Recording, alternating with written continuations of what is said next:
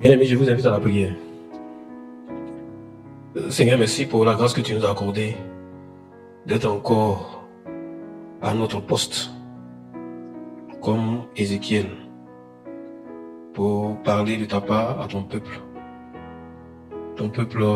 confiné, mais non abandonné, ton peuple inquiet, mais non bouleversé, ton peuple au restreint, mais non appauvri. Je prie que tu apportes la vie, la grâce, la paix, l'assurance et la connaissance qui sauve, qui libère, qui bénit, qui enrichit. Nous sommes à tes pieds avec ta parole. Viens nous instruire. Que ton Saint-Esprit nous révèle les profondeurs de ta pensée. Par cette étude biblique, Seigneur, donne-nous la connaissance qui sauve. Au nom de Jésus-Christ, le ressuscité et glorifié. Amen. Bien-aimés, recevez la paix de Dieu chez vous. Que le Seigneur vous bénisse en ce jour, qu'il vous garde, qu'il vous protège et qu'il vous fasse triompher de toute peur, de toute stupeur, de toute crainte et de tout fléau, qui vous protège du Covid-19, qui vous donne la santé, qui vous restaure et qui vous apporte la vie et la grâce au nom de Christ, notre Seigneur et notre Sauveur. Amen. Chers frères et sœurs, en ce jour, je vous invite autour de la parole de Dieu en étude biblique. Et nous avons un thème qui nous tient à cœur et qui certainement vous intéressera. C'est un thème d'actualité. C'est un thème qui fait suite à l'enseignement que nous avons reçu sur la sotériologie, c'est-à-dire la doctrine du salut. Et le thème donc de cette étude biblique que nous vous proposons, c'est: est-ce qu'un chrétien peut perdre le salut? Est-ce qu'un chrétien peut perdre le salut? C'est un thème qui est d'actualité parce que c'est un thème qui fait toujours couler beaucoup d'encre, de salive. Et le débat n'est pas encore clos. Nous voulons apporter notre modeste contribution donc à tout ce qui se dit, à tout ce qui donc s'enseigne, afin que Dieu aussi puisse nous éclairer.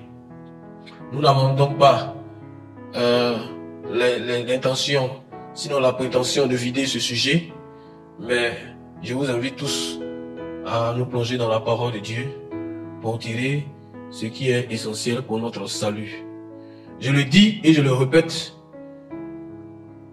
vous pouvez permettre qu'on joue avec tout, mais ne permettez jamais qu'on joue avec votre salut, parce qu'il y va de votre éternité. Toutes les questions, tous les sujets se rapportant au salut doivent être pris, sinon abordés avec le plus grand sérieux. Et donc, c'est avec l'extrême sérieux que je me tiens devant vous pour vous entretenir de ce thème. Que le Saint-Esprit nous soit en aide et en grâce. Alors, est-ce qu'un chrétien peut perdre le salut? Nous allons définir sommairement donc, ce que nous entendons par chrétien et par salut. Le chrétien, c'est la personne qui croit en Jésus-Christ, qui a donné sa vie au Seigneur Jésus-Christ, qui a ajouté foi à l'œuvre de Christ à la croix, l'œuvre expiatoire, l'œuvre propitiatoire, l'œuvre subrogatoire de Christ à la croix, comme l'avons dit dans l'enseignement précédent. C'est quelqu'un qui vit selon les principes de Dieu et selon la parole de Dieu, selon les ordonnances de Christ. Le salut, c'est la grâce offerte par Dieu d'être non seulement son fils, mais d'appartenir à son royaume qui vient bientôt, et ainsi de faire partie de son peuple élu, de son peuple béni, déjà sur la terre, et héritier et privilégié dans son royaume.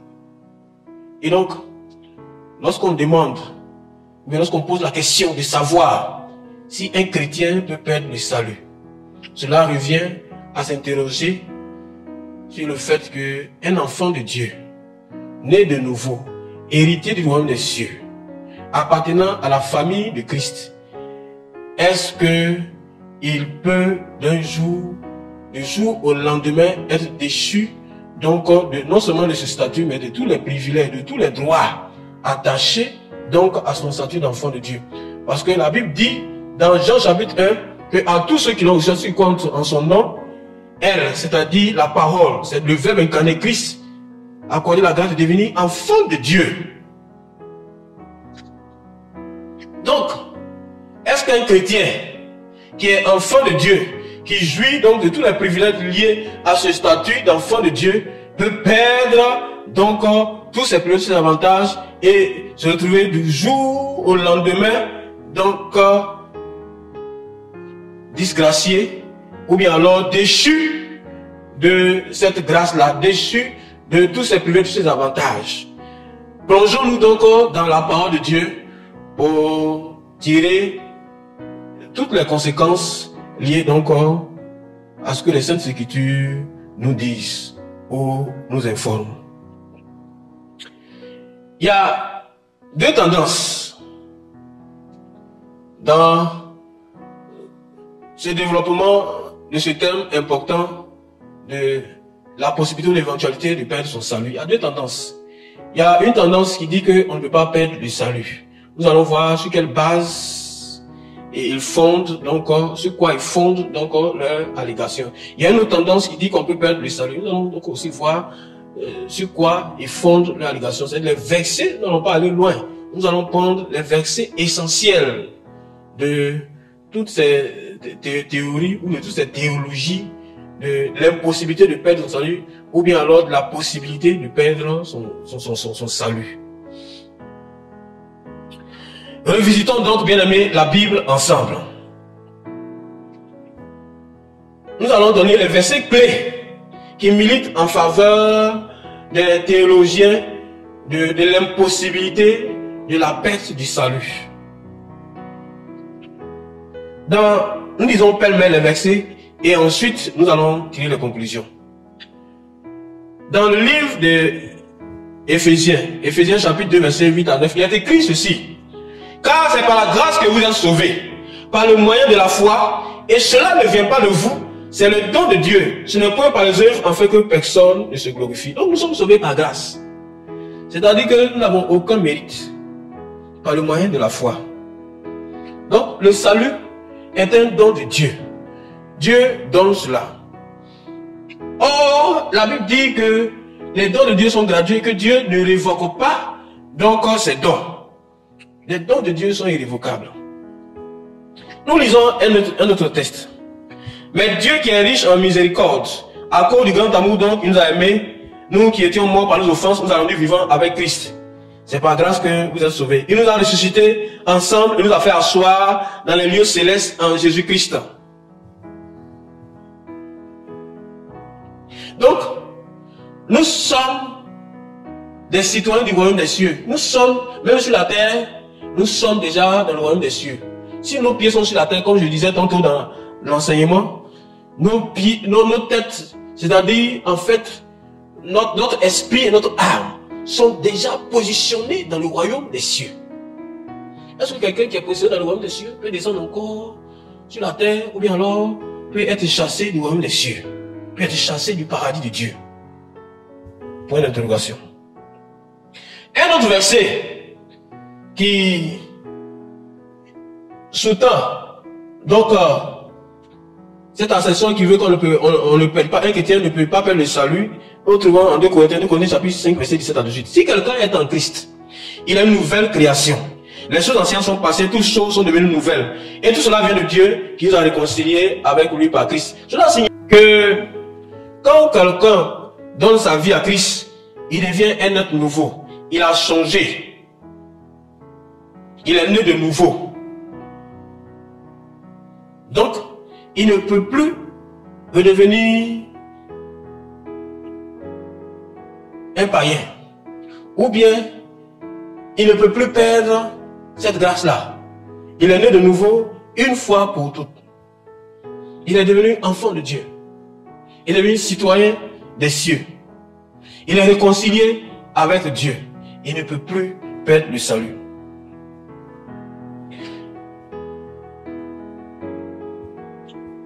Jean également l'a dit dans son prologue, au verset 12 et 13 de Jean 1.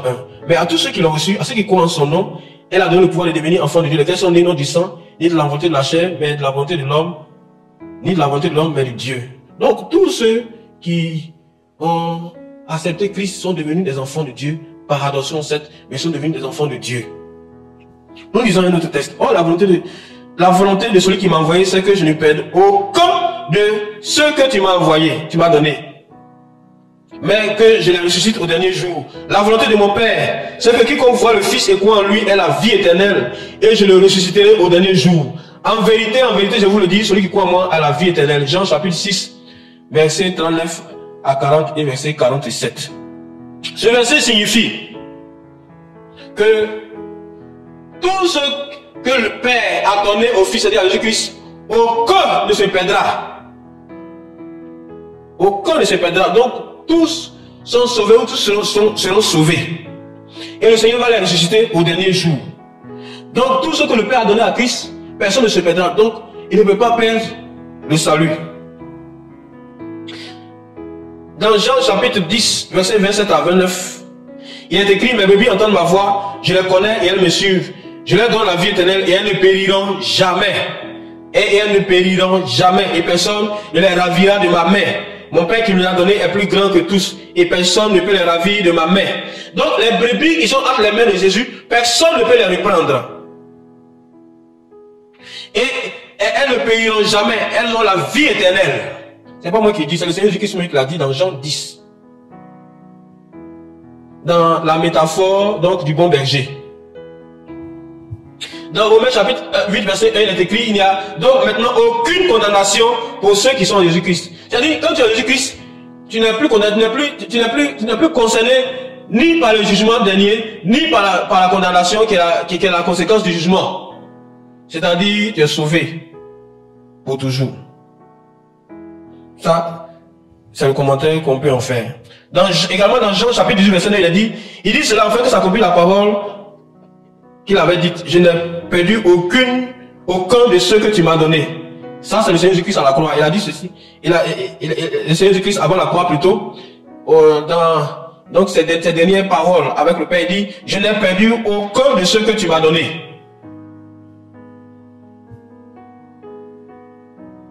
Donc,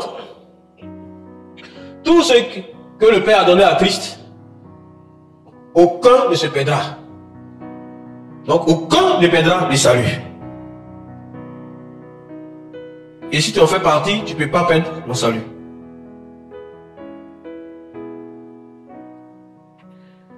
Donc, bien aimés, ce sont des paroles fortes, des versets forts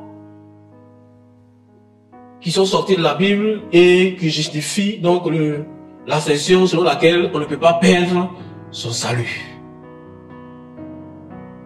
Bien aimé, à y voir de près, effectivement, personne ne peut arracher quelqu'un de la main du Seigneur Jésus-Christ.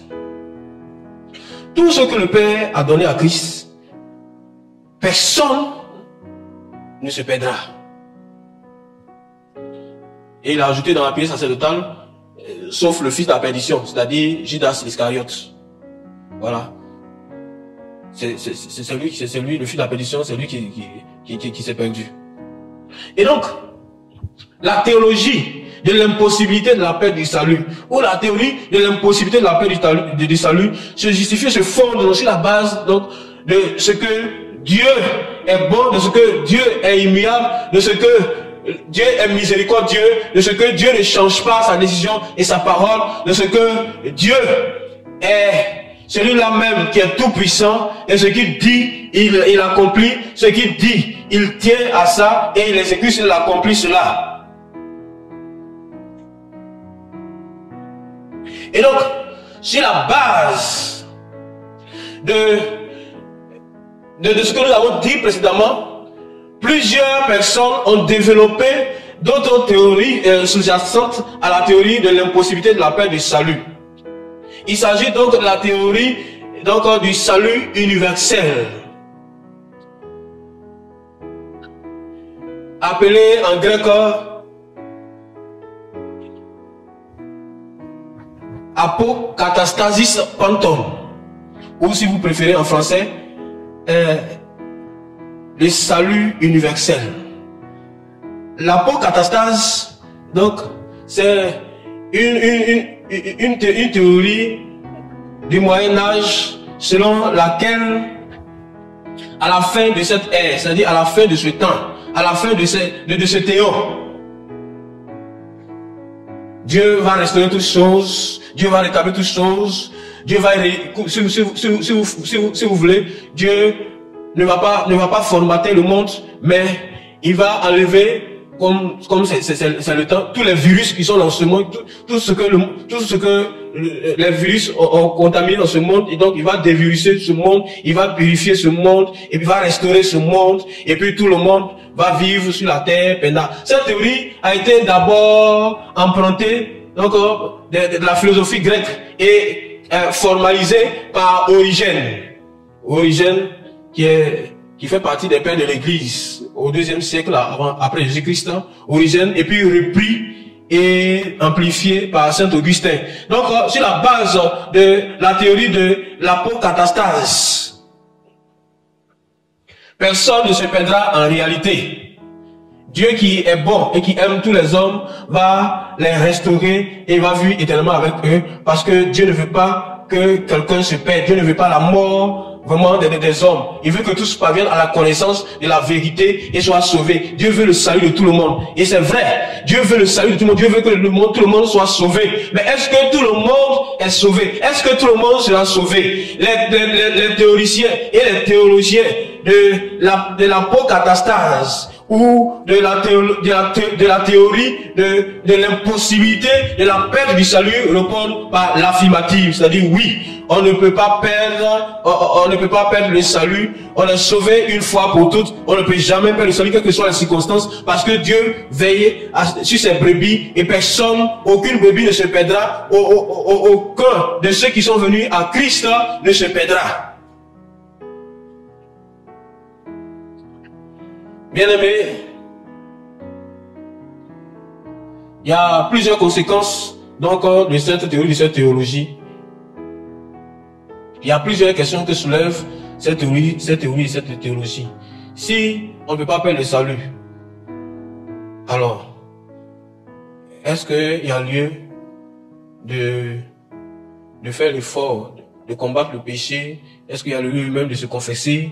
Est-ce qu'il y a lieu de vivre même dans la communauté chrétienne, sachant que il y a des gens qui disent, moi je crois en Dieu, cela me suffit, je n'ai pas besoin d'aller à l'église. Ici, il croit en Dieu, c'est fini. Il sait qu'il est sauvé, même s'il n'appartient pas à une communauté, même si l'église ne sauve pas. Est-ce que c'est nécessaire donc d'entretenir sa foi dans la communion fraternelle, puisque en définitive, plus ou moins, chaque homme a une conscience de Dieu, croit en Dieu. Est-ce que c'est donc important de lutter contre le péché, de fuir les choses mauvaises qui sont dans ce monde? Est-ce que c'est important d'abandonner un mal ou un péché, sachant que la grâce est là, sachant que on ne peut pas perdre le salut, sachant que je crois en Christ, je crois en son pardon, en son amour. Je vais pécher, je pêche, mais Jésus-Christ même, il me pardonnera. Son sang ne peut jamais finir. Bien aimé, on se pose beaucoup de questions. Il y a beaucoup de conséquences qu'on adopte par rapport à cette position de la non-perte du salut. Si on ne peut plus perdre le salut, est-ce qu'il y a lieu de faire des efforts? Parce que justement, les théologiens qui soutiennent donc cette théorie table sur le fait que le salut là, ce n'est pas sur la base de nos efforts, c'est pas plus grâce. Et c'est vrai, c'est pas plus grâce. Mais, est-ce que cette grâce là nous donne une licence, c'est-à-dire une permission pour vivre dans le péché, pour commettre le mal consciemment, pour faire le mal? Est-ce que le Seigneur est prompt à pardonner tous ceux qui commettent le mal, tous ceux qui sont en train de commettre le mal consciemment? et tous ceux qui ne veulent pas surtout abandonner le mal. Comptant sur la grâce de Dieu, comptant sur le pardon de Dieu, comptant sur la miséricorde de Dieu, comptant sur le sang de Christ. Bien-aimés, la théologie de la non-perte du salut laisse beaucoup plus de questions en suspens qu'elle n'en résout. Laisse beaucoup plus d'interrogations qu'elle n'apporte de réponses. Est-ce que véritablement on peut perdre le salut? Bien, mais cette question est une question fondamentale. Il y a des questions qui sont fondamentales avec lesquelles on ne doit pas jouer. Est-ce que le chrétien peut perdre son salut? Toi qui me regardes, toi qui m'entends, est-ce que tu peux perdre ton salut? Est-ce que du royaume des cieux dans lequel tu es positionné, tu peux te retrouver en enfer du jour au lendemain? Bien-aimés, replongeons-nous encore beaucoup plus profondément dans la parole du Seigneur et voyons les arguments de ceux qui soutiennent qu'on peut perdre le salut, qu'un chrétien peut perdre le salut.